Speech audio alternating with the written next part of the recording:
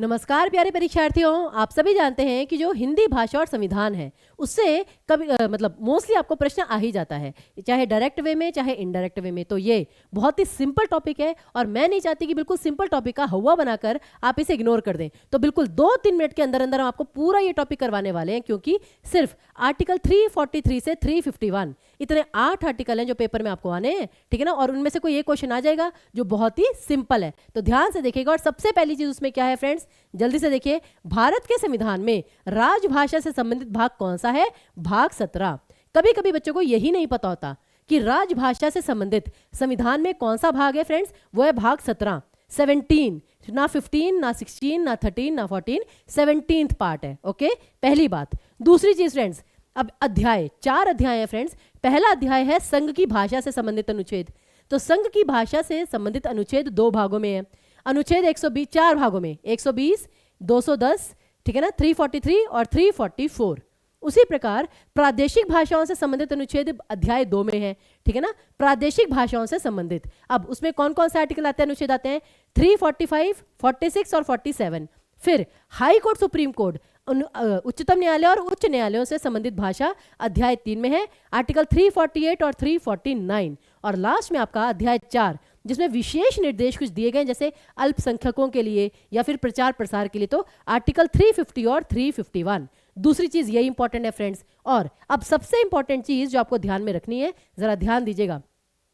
Article 343 जिसमें क्या है कि भाई हिंदी राजभाषा होगी और लिपि देवनागरी होगी और अंतरराष्ट्रीय अंकों का प्रयोग होगा। ध्यान से देखिएगा कि भारतीय संघ की भाषा राजभाषा हिंदी होगी, जो लिपि है वो देवनागरी होगी और अंतरराष्ट्रीय अंकों का प्रयोग होगा। अब इसका मतलब क्या होता है, जैसे अंतरराष्ट्रीय अंक क्यों कहा गया है, क्योंकि ये जो 1, 2, 3, 4 ये सब लिखते हैं ना, ये आपके अंतरराष्ट्रीय अंक हैं। हिंदी में लिखेंगे तो कैसे लिखा जाएगा, देखिए 1, 2, 3, 4, 5 ऐसे लिखा जाता है ना हिंदी में, तो देवनागरी लिपि में, इसलिए अंतरराष्ट्रीय अंकों का प्रयोग होगा। दूसरा आर्टिकल 344 राजभाषा आयोग का गठन, 345 राज्यों के विधानमंडल की भाषा, 346 2 राज्यों या राज्य और संघ के मध्य की भाषा, कि 2 राज्यों को आपस में बात करनी है या राज्य और केंद्र को बात करनी है। फिर 347 राज्यों के लोगों द्वारा प्रयुक्त की जाने वाली भाषा। अब राज्यों के लोगों द्वारा प्रयुक्त की जाने वाली भाषा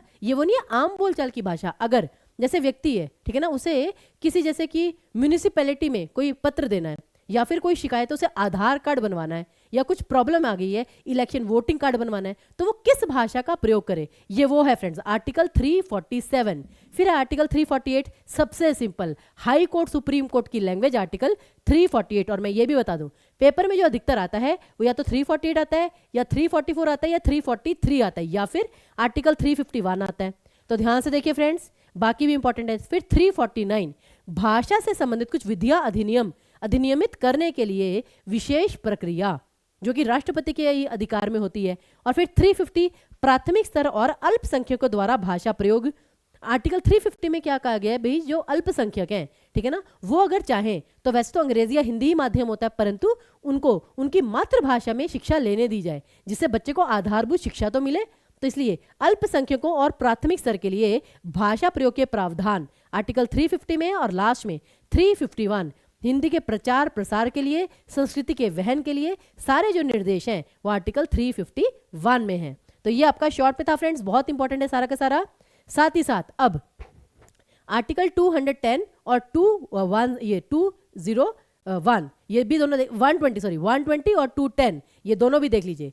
210 क्या है, विधानमंडल में प्रयोग की जाने वाली भाषा।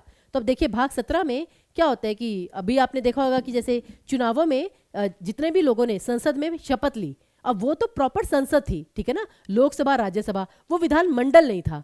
तो विधानमंडल का जो है वो है 210 में और जो लोकसभा राज्यसभा का है वो है आर्टिकल 120 में।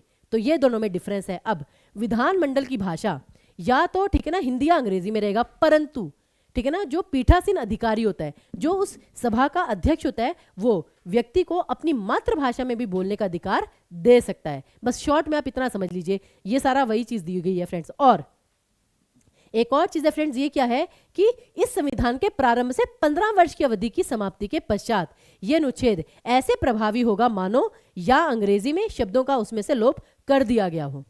ठीक है, तो ये 15 वर्षों के लिए था। लेकिन ये बाकी प्रदेशों के लिए कितना कितना है, हिमाचल प्रदेश, मणिपुर, मेघालय और त्रिपुरा, इनके लिए ये 15 वर्ष की जगह 25 वर्ष है कि पहले संविधान जब बना तब से लेकर अगले 25 वर्ष तक कि नॉर्मल चलता रहे, उसके बाद फिर आगे चेंजेस किए जाएं। और बाकी जो अरुणाचल प्रदेश, गोवा और मिजोरम था उनके लिए 40 वर्ष था। तो इस समय सीमा कुछ दी गई है जो आपको बताना चाहती थी मैं।